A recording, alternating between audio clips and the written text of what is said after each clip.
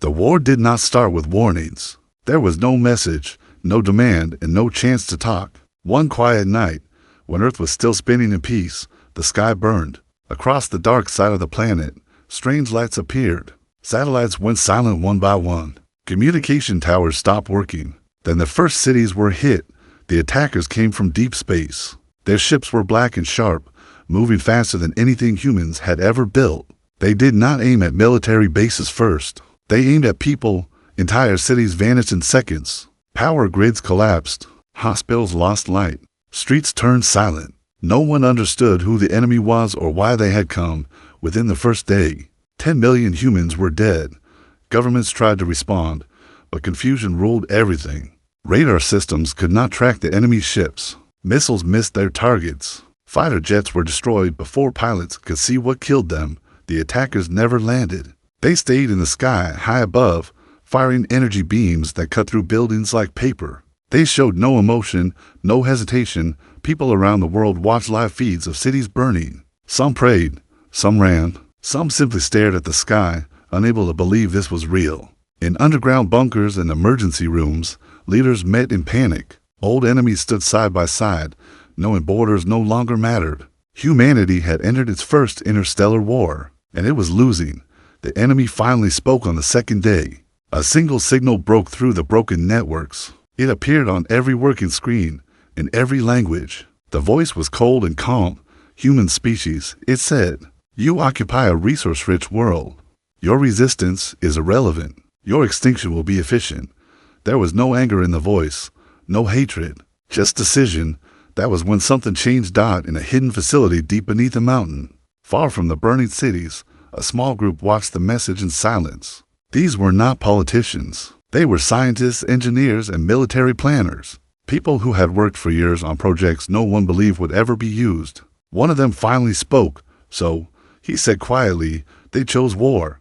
Around the world, humans began to adapt. Civilian ships were converted into supply carriers. Old space stations were reactivated. Factories that once made consumer goods began producing weapons. The enemy believed humans were weak because they fought among themselves. They believed humans would break under fear.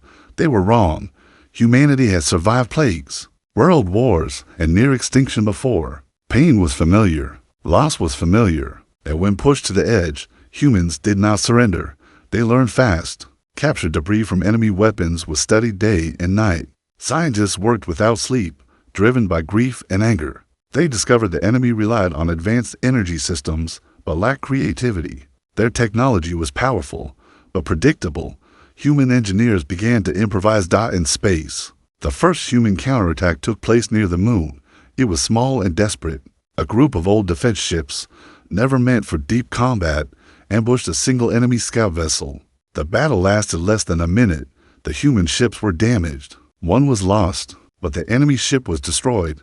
For the first time, the attackers had suffered a loss. Across Earth, the news spread quietly.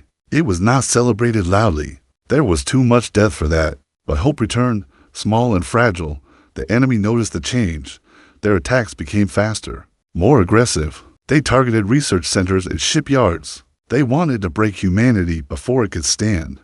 But every attack taught humans something new. Human commanders stopped thinking like defenders. They began thinking like hunters. Instead of protecting cities, they evacuated them. Instead of guarding space, they set traps. Old satellites became bombs. Mining stations became ambush points. The enemy had numbers. Humans had desperation, and desperation made them dangerous. In orbit above a shattered continent, an enemy commander observed Earth.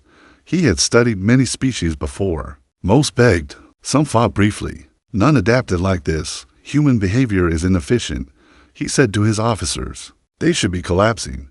But Earth was not collapsing. It was hardening. Deep beneath the planet's surface, a final decision was made. A project long hidden was activated.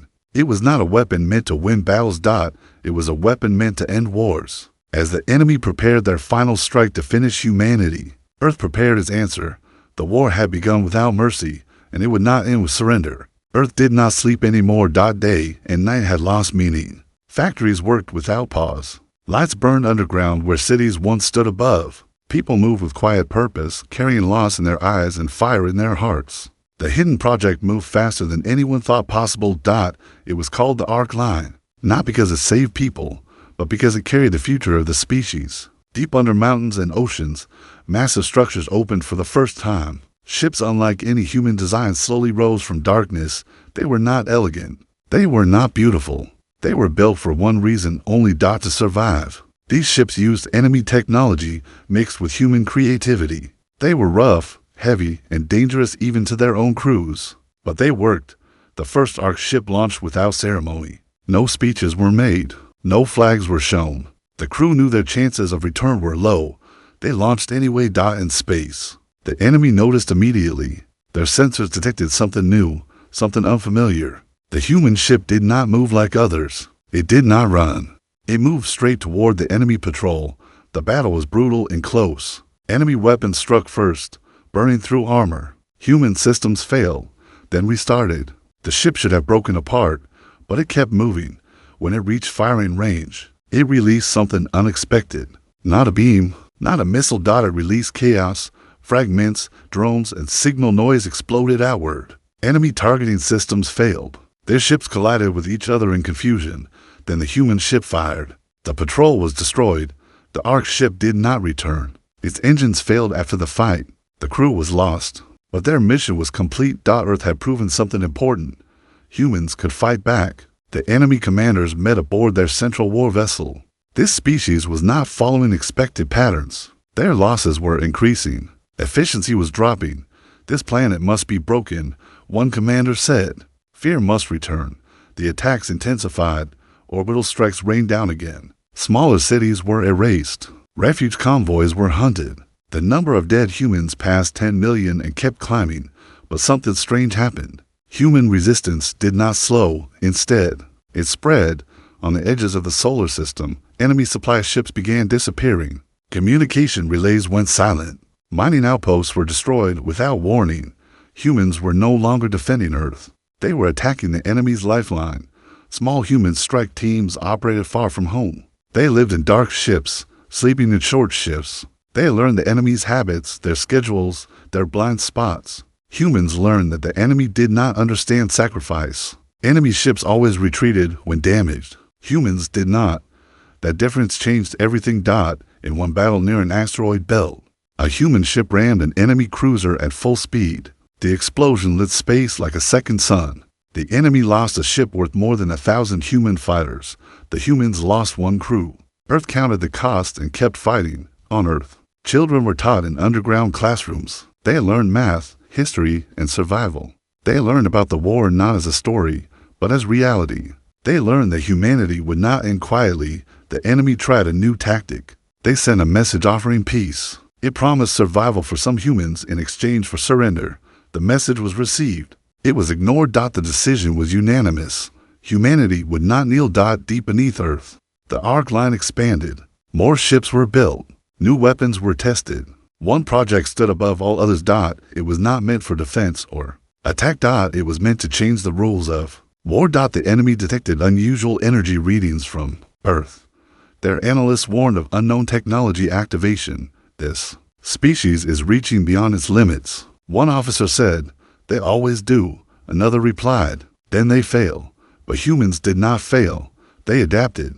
They learned how to hide entire fleets behind planetary shadows. They learned how to mask energy signatures. They learned how to turn debris fields into weapons. Every lesson was paid for in blood above Earth. The enemy prepared their largest assault yet. Hundreds of ships gathered in formation. Their goal was simple. End the war in one strike. On Earth, alarms sounded. Humanity knew what was coming. Evacuation protocols were activated. Fleets moved into position. The Ark ships powered up, their engines shaking the planet beneath them. For the first time since the war began, humans were not reacting. They were ready. As enemy ships moved closer to Earth, a quiet signal was sent from the deepest facility on the planet. The final phase had begun. The enemy fleet moved toward Earth like a dark storm. Hundreds of ships spread across space, blocking the stars. Their formation was perfect, precise, and confident. They had ended many species this way before. From their view, Earth was already dead. Inside human command centers, there was no panic, only silence and focus. Officers watched screens filled with data. Engineers whispered final checks. Every person knew their role. The Ark ships waited. They did not rush forward. They stayed hidden, cold and dark, drifting like debris. To the enemy, space around Earth looked empty. That was the plan. As the enemy fleet entered firing range, they opened fire. Energy beams struck the planet's upper defenses. Old satellites exploded. The sky above Earth burned again. Then the planet answered from behind the moon. From asteroid shadows, from places the enemy believed were empty, human ships appeared. Not in neat lines, not in perfect shapes. They came from everywhere. Human ships accelerated hard, pushing engines past safe limits. Some burned out before reaching battle. The rest did not slow. The enemy reacted quickly, but not fast enough. Their targeting systems struggled to track so many unpredictable movements. Humans did not fight like machines. They fought like survivors. Explosions filled space. Ships collided.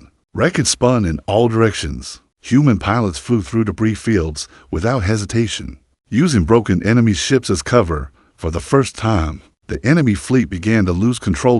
In the center of the battlefield, one Ark ship moved forward alone. It was larger than the others, heavier, slower. Enemy commanders focused on it, believing it to be important. They were right. Enemy fire struck the Ark ship again and again. Its armor cracked. Fire spread inside. Crew members died at their stations. The ship did not turn back. When it reached the center of the enemy formation, it released its payload. Space twisted. Sensors failed across the enemy fleet. Distances stretched and collapsed. Ships appeared closer than they were. Some appeared inside others. Chaos followed. Several enemy ships tore themselves apart trying to escape the distortion. Others fired blindly, hitting their own allies. The Ark ship was destroyed in the process. But its mission was complete. Human fleets moved in immediately. They targeted engines, communication cores, and power systems. They did not aim to destroy every ship. They aimed to cripple. Within minutes, dozens of enemy ships were drifting, powerless. On Earth, people watched delayed feeds from space. They did not cheer. They held their breath. The enemy commanders could no longer deny the truth. This species was dangerous. This planet must be erased. One commander ordered. No more calculations. A new order spread through the fleet. Weapons were redirected. The enemy prepared a planetary strike strong enough to crack Earth's surface, deep underground. Human leaders received the alert. They had expected this. The final project was ready. It had taken generations of theories and months of desperate work. It was not elegant. It was not safe. It was human. Massive structures beneath Earth began to shift. Energy readings spiked beyond anything the enemy had seen before. The enemy hesitated. "What is the planet doing?" an officer asked. Before the commander could answer, Earth sent a signal. It was not a message of peace. It was a warning. The planet's magnetic field changed. Gravity around Earth fluctuated. Enemy ships near the atmosphere began to drift off course. Then Earth fired, not from space. From the ground. Energy surged upward from hidden points across the planet. It did not burn. It pulled. Enemy ships were dragged toward Earth's gravity well. Some escaped. Many did not. They fell as enemy ships broke apart in the atmosphere. Human fleets struck the remaining ones in orbit. The battle shifted completely. The enemy had planned to destroy Earth. Instead, Earth had turned itself into a weapon. The surviving enemy ships retreated, breaking formation for the first time since the war began. Silence returned to space. Earth was scarred, wounded, and bleeding, but it still stood in enemy space. Far from Earth, leaders gathered in fear and confusion. Lost reports filled their systems. Their invasion force was damaged beyond recovery. This species should not exist. One said quietly, "They are inefficient." Another replied, "Unstable." "Yes," the commander answered, "and that makes them unstoppable."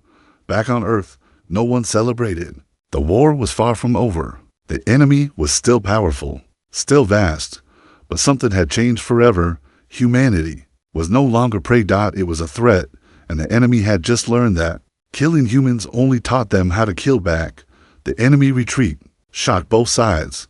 For the first time, Earth was not under attack. The sky was quiet. The alarm stopped. Smoke still rose from broken cities, but no new fire fell from space. Humanity did not rest. Command centers stayed active. Ships were repaired in orbit. Wounded crews were replaced by volunteers who did not ask about survival chances. The war had reached a point where survival was no longer the only goal. Now, humanity wanted an end. The enemy commanders regrouped far from Earth. Their invasion force was damaged, but not destroyed. They still had numbers. They still had worlds, factories, and fleets. What they did not have anymore was certainty. This species had broken every rule. Human ships should not have survived. Human tactics should not have worked. Earth should have fallen. Instead, the invaders had lost thousands of ships and millions of resources. A new decision was made. Earth would be isolated. No more direct attacks. The enemy would build a greater force and return later to finish the job. But humans did not wait. For the first time in history, a human fleet left the solar system with no intention of coming back soon. They did not announce it. There were no speeches. The fleet slipped into deep space quietly, using routes stolen from enemy data. The Ark ships led the way. They traveled through regions no human had ever seen. Stars burned strange colors. Dead planets floated in silence. Enemy patrols were avoided or destroyed without warning. Human crews learned the enemy's empire was vast and fragile. Enemy worlds were efficient, clean, and controlled. Everything followed strict order. Nothing was wasted. That order was their weakness. The first human strike outside the solar system was small. A mining world, lightly defended. It supplied rare energy crystals to the invasion fleet. Human ships arrived without warning. They did not attack cities. They destroyed power centers, factories, transport hubs. Then they left. The planet went dark. The message spread quickly across enemy space. Humans were no longer defending their home. They were hunting. Enemy leaders struggled to respond. Their fleets were built for direct war, not unpredictable strikes. Human ships did not hold territory. They appeared, damaged critical systems, and vanished. Every strike forced the enemy to divert resources away from Earth. That was the real goal on Earth. The population watched maps showing enemy space for the first time. Children learned the names of stars humans had never cared about before. The war was no longer distant. It was personal. Enemy commanders demanded faster ship production. They pushed workers harder. Mistakes increased. Accidents followed. The enemy species did not understand why morale was falling. They had never faced an enemy willing to suffer for long-term victory. Humans understood that feeling. During one deep strike, a human fleet discovered something unexpected. A world marked with heavy security, but no military production. They watched it from a distance. It was a breeding world. The enemy species raised their young there, away from war zones. It was a place of safety, order, and control. Human commanders debated for hours. They remembered their own dead children, their destroyed cities, their 10 million lost. But humans were not monsters. Not yet. The fleet did not attack the world. Instead, they recorded everything. They sent the data back to Earth. A new plan began to form. Back in enemy space, panic spread. Human attacks were now coordinated. Supply chains collapsed. Fleets arrived late or without fuel. Earth grew stronger every day. The Ark line produced ships faster than expected. New designs appeared, shaped by battle experience. Weapons became simpler, more brutal, more reliable. Human ships were ugly. They were terrifying. The enemy launched a counteroffensive. A large fleet moved to intercept the human strike forces. The battle took place near a dying star. It was fast and violent. Human ships used the star's radiation to hide their movements. Enemy sensors failed again. When the fighting ended, both sides suffered losses. But the humans escaped. Always escaped. The enemy began to understand something they had ignored. This war could not be paused. This war would not wait. Earth was no longer building defenses. It was building momentum. In a final meeting before the next phase, human leaders faced a hard truth. Striking supply lines was not enough. The enemy empire was too large. To end the war, something unthinkable had to be done. The war had to reach the enemy's heart. Deep space charts changed on command screens. A single system was marked, the enemy capital, heavily defended, symbol of their power, untouched by war for centuries. Reaching it would cost lives, maybe fleets, maybe Earth itself. The decision was not easy, but it was unanimous. Humanity had learned a simple lesson. If you allow an enemy to recover, they return stronger. Humans would not make that mistake. As the fleet turned toward the enemy's core worlds, one truth became clear across both civilizations. This war would not end with borders. It would end with survival. The journey to the enemy's core systems took longer than any human mission before. Space felt heavier there, filled with traffic, signals, and constant movement. This was the center of an empire that had never expected war to reach its doorstep. Human fleets moved slowly and carefully. They were deep in enemy space now. There would be no rescue if things went wrong. Scouts set back constant upgrades. Defense platforms, patrol routes, energy grids. The enemy capital system was alive, protected by layers of weapons and shields. Human commanders studied everything. They knew one mistake could end the war forever. The enemy noticed the threat too late. At first, they believed the human fleet was another small raid. They sent a limited force to intercept it. That force never returned. When the enemy realized how large the human fleet truly was, panic spread through their command networks. Fleets were recalled from distant systems. Defense stations powered up. The capital world raised its planetary shields to full strength. The humans did not rush. They waited.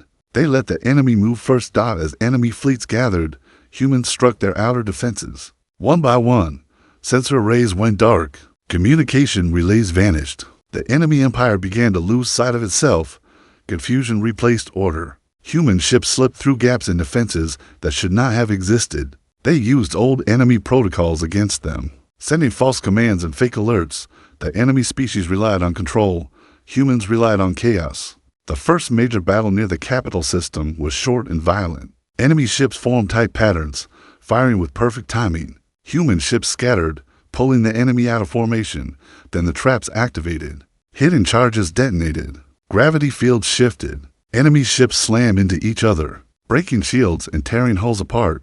Human losses were heavy. They accepted that. The path to the capital was paid for in blood.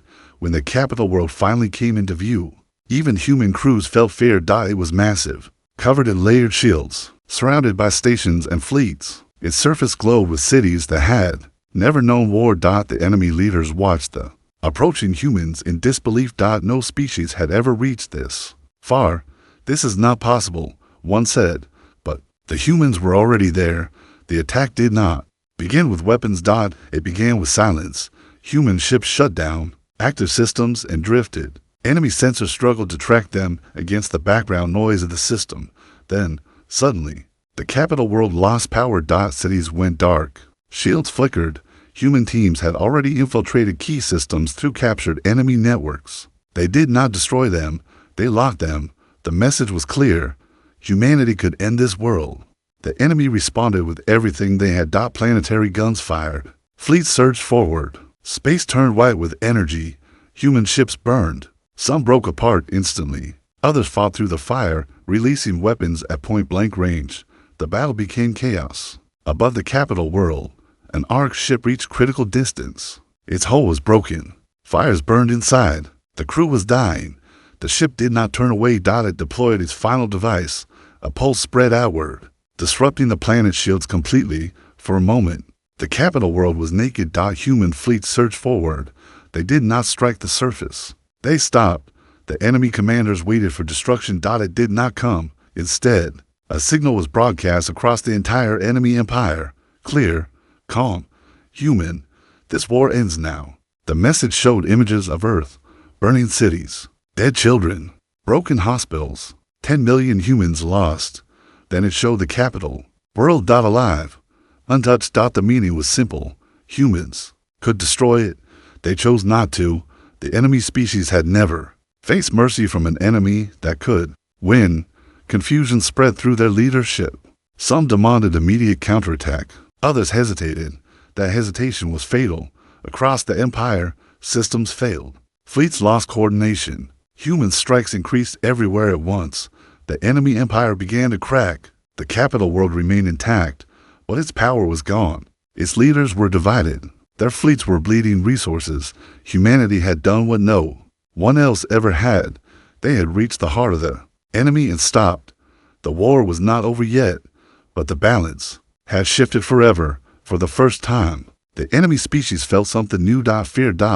And they finally understood a truth they had ignored from the beginning. Humans were not fighting for conquest. They were fighting to make sure no one would ever try this again. The enemy empire stood on the edge of collapse for the first time in its long history. Orders from the capital were questioned. Fleet commanders argued. Supply world stopped sending resources. Some systems went silent, choosing self-preservation over obedience. The Humans watched carefully. They did not rush to end it. They understood something the enemy did not. The wounded empire was more dangerous than a defeated one. The enemy leadership finally made a decision. It was not unity. It was desperation. A secret fleet was activated, hidden far beyond the known borders of their empire. These ships were old, powerful, and designed for one purpose only: planetary extinction. The target was not Earth. It was humanity itself. The fleet would strike human colonies, shipyards, and deep space facilities. It would erase humanity's ability to recover. Even if Earth survived, when human intelligence detected the fleet, silence filled command centers. There were not enough ships to stop it in open battle. A direct fight would mean failure. Human leaders gathered one last time. They knew what had to be done. The plan was simple and terrible. Humanity would not chase the fleet. They would remove the reason it existed. Back at the enemy capital world, tension grew. The population sensed something was wrong. Power shortages returned. Communication delays increased. Then the message arrived. Human ships reappeared around the capital system, not in attack formation. In orbit, the enemy leadership panicked. Defense systems powered up again, but they were weaker now. Fleets were spread too thin to respond. A single human signal was sent. It was not a threat. It was a choice. The message showed the secret fleet's route, its targets, its mission. We know, the human said. The meaning was clear. If the fleet continued, the capital would fall. For the first time, the enemy species faced a decision that had never existed in their history: survival through domination or survival through surrender. Debate erupted inside their leadership chambers. Some demanded the attack proceed. Others warned that Earth would not hesitate again. The humans waited. They had learned patience through suffering. Time passed. Then a signal came from the enemy capital. The secret fleet was ordered to stand down. The enemy had chosen survival. Human command did not celebrate. They prepared, because surrender from a species built on control was never complete. The enemy empire began to fracture. Some systems accepted the ceasefire. Others refused, declaring independence or continuing attacks on their own. The war became messy. Human fleets moved carefully, targeting only those who continued fighting. They avoided civilian centers when possible. They destroyed weapons, not worlds.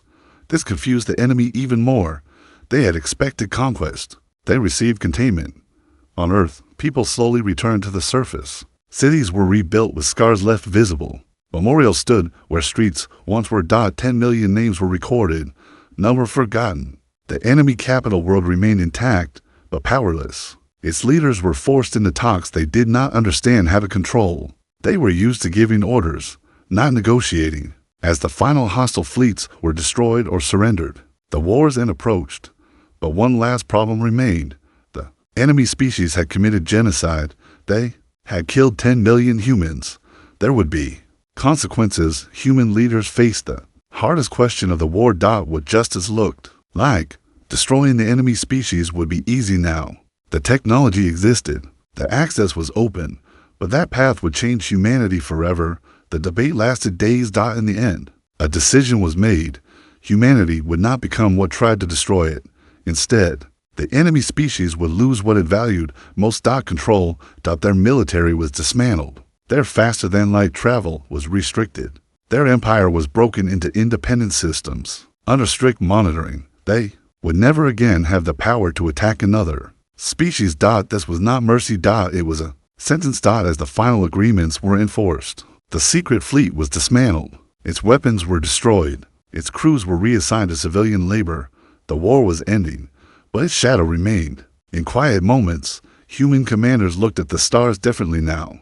They knew the universe was not empty. And they knew something else. If humanity ever needed to fight again, it would not hesitate. The enemy had learned the same lesson. Humans did not seek war, but when forced into it, they would fight until the threat no longer existed. Only one part of the story remained: the ending. The war did not end with celebration. It ended with silence. Across Earth, people stood under open skies for the first time in years. No alarms, no fire falling from space. Just clouds, stars, and a quiet that felt unreal. Humanity had survived. But survival was not the same as victory. The enemy species still existed. Their world still turned. Their people still lived. But their empire was gone. Their fleets were dismantled. Their weapons were locked away under systems they no longer controlled. They were alive, and they were afraid. Human observers remained in enemy space, not as rulers, but as watchers. The rules were clear. Any attempt to rebuild weapons of extinction would be answered instantly. There would be no second. Warning: on Earth, rebuilding continued. Cities were designed differently now, not just for comfort, but for resilience. Underground systems expanded. Space defenses became permanent. Humanity would never be caught unprepared again. Children grew up learning the story of the war, not as a tale of glory, but as a lesson. They learned how 10 million humans had died without mercy. They learned how Earth had answered. They learned that survival required unity. Years passed. Trade slowly returned between stars. Some enemy worlds reached out, not with threats, but with fear and curiosity. Humans responded carefully. Trust was earned slowly. The universe watched. Other species, once hidden, took notice of what had happened. They had seen many empires rise and fall. None like this. Earth had been attacked without reason. Earth had not asked for permission to survive. A message spread quietly through deep space, shared among civilizations that had never spoken before. Do not touch that planet, not because it seeks war, but because it finishes them. The enemy species learned to live without control. Their society changed. Without an empire to command, individuals were forced to think for themselves. Some hated humanity forever. Some understood. On the anniversary of the invasion, Earth held a global moment of silence. 10 million lights were projected into the sky, each one representing a life lost. No speeches were made. No flags were raised. Only names. In orbit, human fleets stood watch, not as conquerors, but as guardians. Earth had changed. It was no longer just a home. It was a line drawn in the universe. Cross it, and humanity would respond, not with rage. Not with cruelty, but with certainty. The enemy species had learned the final truth too late. Humans could forgive, but they would never forget, and they would never again allow extinction to be decided for them. The universe had tested Earth. Earth had answered. And from that day forward, no species would ever look at humanity as weak again. Because when 10 million humans were slaughtered, Earth erased the idea that humanity could be destroyed. Forever.